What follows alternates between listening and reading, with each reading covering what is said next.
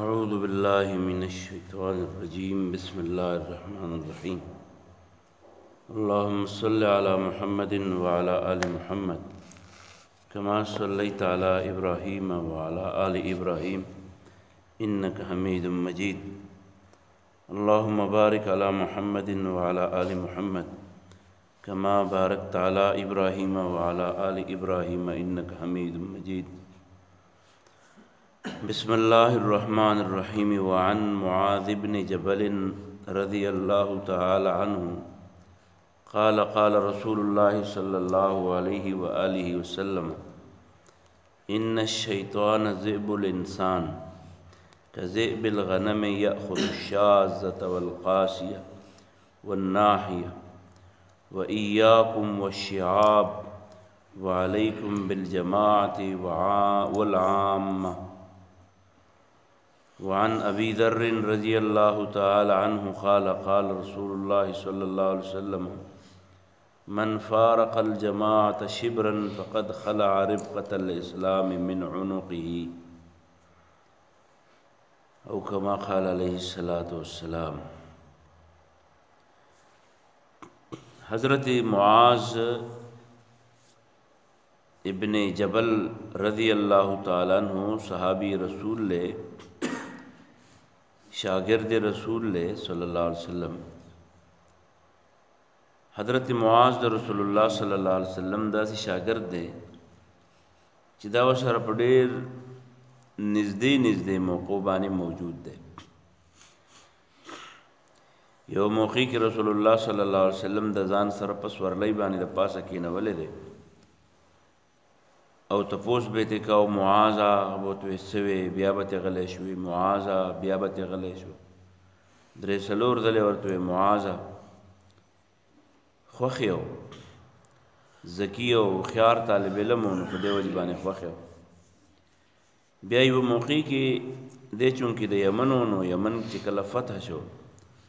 نو په یمن باندې د گورنر په حیثیت باندې رسول الله صلی الله علیه وسلم حضرت معاذ ولیږو او د هغې ځای گورنر یې کړو او د پیغمبر علیه السلام د وفات نه وروسته بیا په درس و تدریس کې لګیا و. شام کې به بیا درس کو خلکو ته به د پیغمبر خبرې د الله تعالی حکمونه دا به بیانول. 48 کال عمر کې وفات شوی دی. حضرت معاذ ابن جبل رضی اللہ عنہ فرمائی چې رسول الله صلی الله علیه وسلم با مونږ ته چې خبرې مونږ به پوهه کولو نو داسې په مثالونو به پوهه کولو. په مثال باندې سړی زر پوهېږي قصې په طور باندې. نو مونږ ته یو ځلې ووایي دا شرمخ ډېر خطرناک شیز دی او دا څاروی چې ونیسي نو په یو شڼ باندې بیا وړی خو دا شرمخ چې هم په ګړو بیزو باندې کله حمله کوي نو دا په غونډو ګړو بیزو حمله نشي کولی. دا په انتظار کې ناسي چې کومه ګډه بیزه به د دې زغه نه د دې ریوړ نه لرې تلي ځکه بعضې ګړې بیزې چې نو هلکې زوروري په نسبت دا نورو باندې صحتمند دي نو هغه داسې د ځان نه ډېرې متاثرې شي نو لرې لاړ شي ځان له بیل سره کوي اتیزي د نسبت د نورو باندې صحتمند تکړه نو لرې ځي ځان له لګیایي ښځې ګوري او هغې ته ځان رسوي. نو د نورو سره نه لګي د نورو بیزو سره د نورو ګړو سره نه لګي ځان له رواني ګډوی را شړي را یو دی کې خو هلکه مست یي بیله ګرځي. دغه شانې څه ګړې بیزې داسي چې هغه مسته خو نه وي خو لالچي چې داسې شین ځای وګوري د لرې نه نو هغې طرف ته مخ کي او دا نورې په ځان اړولې پوه نه کړي هغه شین طرف ته ور روانه شي او هغه شین ځای ته ځان ورسوي نورې ملګري چې دي نو د هغې نه ځان پټ هلته ورسوي لالچ ورپکي هغه طرف ته لاړ شي. او بعضې ګډه بیزه داسي چې هغه نه خو د دې نورو سره نه لګیتی هم نه او لالچي هم نه خو سست دی. مثال د دې دور د بچو او د ښځو چې په یو من لرګو باندې نشي ګرمولی چې سحر مانځه ته پاسې ته به وې بالکل چې کوم دی نو لکه د ترچمیر دغه دی دا چینجي چې د خپل سوړي نه ډکوي نو دغه شانې هغه ګډه بیزه چې نو په ځای باندې ناست دی او هسې شخون وهي وایي د خدای به خیر کړي نو دا درې قسمه ګډې پر یوړ کې روانې بیزې نو شرمخ د دې درې واړو انتظار کوي دا کومه چې لږه مست یو لرې وتي د دې نورو نه بیلی نو هغه اول ښکار کوي بیا چې دا کومه داسې لږه لالچي او په شینکو پسې تاو شوي نو دا د نور نه لرې وتي نو په دغې پسې ورځي او یادی چې هغه وروسته داسې پراتی په خوب باندې نه مړېږي او د سوپڼې ایلي نو دغه د سوپڼې ایل چې نو دغه بیا شرمخ هغې ته انتظار کوي چې نورې ته لږې پناه شي نو دغه د سوپڼې بچی چې ده نو دا راونیسي که دا په دې غونډو باندې ورشي نو که ډېر بېکاره ګډې بیزې نو هم خپل ملګری د دې شرمخ لا خلاصولی شي او یو چې په یو باندې چې شل شي نو بیا په هغه رڼا ورځ چې دی نو توره شپه شي پې نو شرمخ هم په روغو ریوړ باندې حمله نشي کولی مس پکې ګوري چې اسنډې ته شي لالچي پکې ګوري چې هغه ته په څه طریقه باندې ځان لکي سس پکې ګوري نو دغه شانې اے مسلمانانو تاسو هم چې کله په یو نظم کې په یو تنظیم کې یو مشري او نورم کشرانی او کشران د مشر مشري مني او مشر په کشر باندې کشرانو باندې شفقت لاس راکاږي نو هیڅ دشمن دته نقصان نشي رسولی خو که پس تاسو په دې رورولۍ کې مس خلک پیدا شو هغه وی چې هم چومن دیګرې نیس زما په شانې پکې بل قابل نشته او دی د خپل قابلیت په مستۍ کې چې دی نو هغه مس شي او ټوپونه وایي نو دغه مس چې دی نو دا د شرمخ یعنې دا د شیطان ډېر زر ښکار کېږي شیطان یې بیا ګوته وله ورکړي او هغه وایي ته که یې هم ته نو هغه د اجتماعیت وران کړي او یا دا چې کوم سړی لالچي په تاسو کې د پیسو د ډېروالي د مال د ډېروالي د جایداد د ډېروالي د عزت او د سټیټس د ډېروالي نو شیطان ولې کې د هغه نه ګوته لاندې کړي او هغه ته وایي چې یاره په هغه دی کې پیدا ده په هغه دی کې پیدا ده په هغه دی کې پیدا ده نو دا اشترې وړ نه جدا کړي او وروسته بیا په اوتو بوتو سر کې لاړ شي د جهنم کندې ته یې واچي او یا چې کوم خلک سسي اس مس هم نه دی لالچي هم نه دی خو دونه سسي چې په من لرګو باندې نه ګرمېږي د دین دپاره په ده باندې قار نه راځي د دین د احکامو بې حرمتي کېږي او د ده په تندي اړولې قوت هم نه راځي په کور کې د پلیتو خلکو سم د غنمو دلۍ ولاړي ښځه بچي نوسي ټول چې کوم دی نو د 9 بجو پورې سم د غنمو د دلۍ په شان پراته د مونځ او دس د تلاوت د درس د دې څه پته ورپکې نه لګي په ده باندې اړولې څه په سر یې دړ نه راځي وایي یاره ای به واړه دي نو داسې قسم شی چې نو دا هم د شیطان ډېر زر ښکار کېږي خدای به خیر کی سبا بشي سبا بشي سبا بشي نو په نن سبا کې چې دوران شي نو عمر تیر شي او دې چې کوم دی د الله د رضا هیڅ کار ونه کړی شي نو رسول الله صلی الله علیه وسلم په دې حدیث کې وفرمایل چې ګوره یو بل سره یو ځای اوسېږي علیکم بالجماعت والعامة په یو ځای ژوند تېروئ مشر کشر ګورئ د هغې او د عامو مسلمانانو چې کوم اجتماعیت دی په هغې کې باوجود د کمزورو چې دی نو په دغه اجتماعیت کې ځان شریک ساتئ او بیا حضرت ابوذر صحابي رسول ډېر بزرګ صحابي دی هغه فرمایي چې کوم سړی دغه شانی یا د مستۍ د وجې نه یا د لالچ د وجې نه یا د سستۍ د وجې نه د مسلمانانو د اجتماعیت نه پشاشي او ځان لا سنډې ته کینې وړلې مسلمانانو اجتماعیت له ورځي نه ویره زما د پلاني سره نه لګي د پلاني سره مې نه لګي د دغې قوم سره مې نه لګي د دغې چم سره مې نه لګي په دې جومات کې مونځ نه کوم بل جومات له به لاړ شم نو بل ته لاړ نه شي او په هغه خپل کې اړولې مونځ نه کوي نو چې په خپل کې مونځ نه کوي او بل جومات ته ځي نه نو ورو ورو ورستېږي نو بس بیا ته سپیازه ګډه ته جوړه شي بیا پرتی په دی باندې نو رسول الله صلی الله علیه وسلم فرمایل حضرت ابو ذر دا حدیث روایت کو چې کم سړی د داسې اجتماعیت نه سنډې تشي د یوې لیش برابر ته هم سنډې تشي نو د اسلام کړی د خپل سټ نه وېستا د اسلام کړی د خپل سټ نه وېستا اوس چې کلم شیطان کم طرف ته بوزیا به تخپل پړیا چې کله به په قومیتونو ورواچي کله په مفادات ورواچي کله به په ډلبازو پارټي بازو ورواچي کله به په دشمنو ورواچي بس بیا دیز د شیطان زده نو رسول الله صلی الله علیه وسلم احادیث نقل کړي دي دلته د کتاب والا هم نقل کړي دي یو پکې د حضرت امام مالک بن انس رضی الله رحمت الله علیه هم نقل لې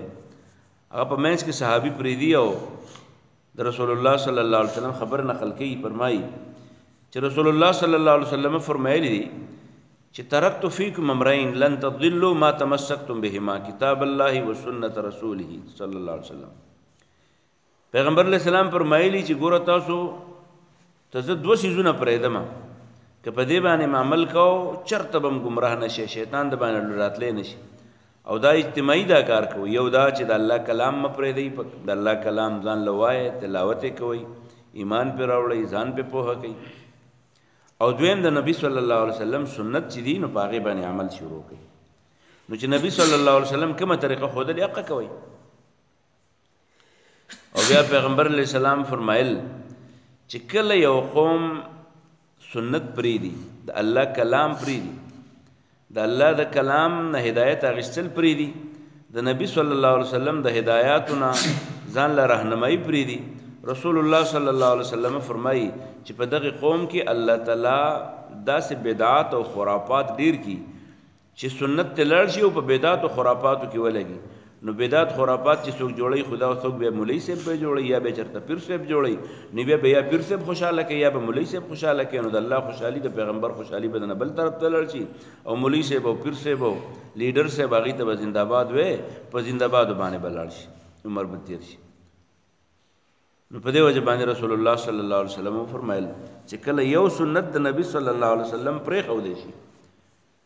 نو ګوره د قیامت پورې پاغه باندې بیا عمل کول ډیر ګرانی نو د پیغمبر سنت مپرې دی د الله حکم مپرې دی چې کله درته پته ولګي چې دا د الله حکم دی د نبی صلی الله علیه وسلم طریقه ده نو بیا ګوره بیا د هغې د پرېښودو په ځای باندې هغه عملي کوئ اگر چې په کومه طریقه به عملي کوي خو د هغې د عملي کولو خواري کوئ او چې کم سړی په امت مسلمه کې داسې سړی چې هغه هم په دغې اوتو بوتو کې سري د قرآن په ځای د احادیثو په ځای باندې د خپل ځان نه څه قصې میسې راوړي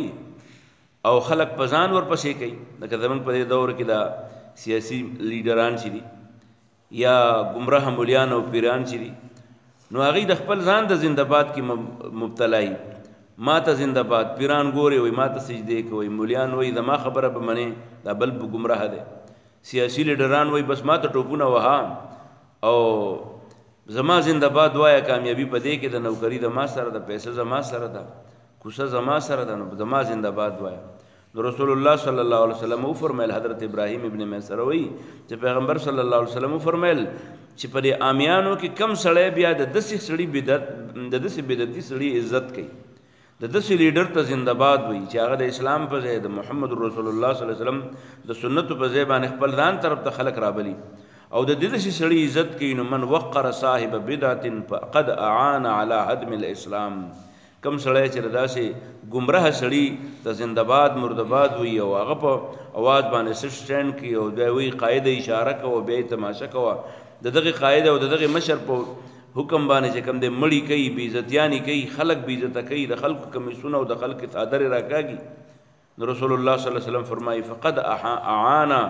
دې سړي تعاون وکړو علی هدم الاسلام د اسلام په ورانولو کې په دې وجه باندې د اسلام چې کوم شاعر دي جماعتونه دي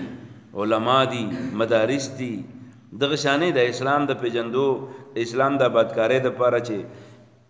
کوم لارې دي په هغې پسې خنداګانې کول دا بنیادي طور دا د اسلام د آبادۍ د نړولو خواري ده نو په دې وجه باندې موږ او تاسو له پکار دي د دې درې واړو احادیثو نه دا رهنمایي موږ ته میلاو شوه چې د مسلمانانو کوم اجتماعیت جوړلی د اسلام په نوم باندې په دې اجتماعیت کې به ځان ساتو باوجود د ډېرو کمزورو ځکه چې کوم سړی د اجتماعیت نه وځي نو دا سړی چې دی نو دا د شیطان ښکار کېږي نو د شیطان د ښکار کېدو په ځای باندې دغه کمزوري مسلمانانو سره د کمزوري اجتماعیت سره وخت چې دی هغه بهتر دی د هغې اجتماعیت نه یا د هغې انفرادیت نه چې په هغې کې د یو تن خو ښکاره څه پیدا وي خو آخرت ورپکې تباه شي او اجتماعیت به هم هغه خپلو هغې مسلمانانو سره به کینو چې هغه د قرآن د نظام دپاره د قرآن د هدایاتو د خپلولو د خپرولو دپاره لګیا یې خواري کوي او د هغې خلکو د زنده‌باد او مرده‌باد نه ځان بچ وساتو چې هغه بنیادي طور د اسلام آبادي او د اسلام پولې چې دی نو هغه رغړی الله یې د عمل توفیق راکړي الفاظ زده کولو خواري ورسره هم بسم الله الرحمن الرحیم وعن معاذ بن جبل رضی الله عنه د حضرت معاذ بن جبل رضی الله عنه نه روایت دی قال دی وی چې قال رسول الله صلی الله علیه و آله وسلم رسول الله صلی الله علیه وسلم فرمایل ان الشیطان ذیب الانسان شیطان چې دی ان الشیطان ذیب الانسان شیطان دا د انسان د پاره د شرمخ خفیت لري کذئب الغنم په شانتي دا شرمخ د بیزو یاخذ الشاة چې هغه ګړي بیزې رانیسي شاذتا هغه بیزه ګړه چې هغه لري وتلی د تکبر د لاسه د خلکو سره د اختلاف د لاسه والقاسیه او هغه ګړه بیزه چې د لالچ د وجنه لګه سنډې ته شوي شینکی طرف ته والناهیه او هغه ګړه بیزه چې هغه د خپل سستۍ د لاسه لګه روسته پاتې شوي و ایاکم ځان ساتئ والشعاب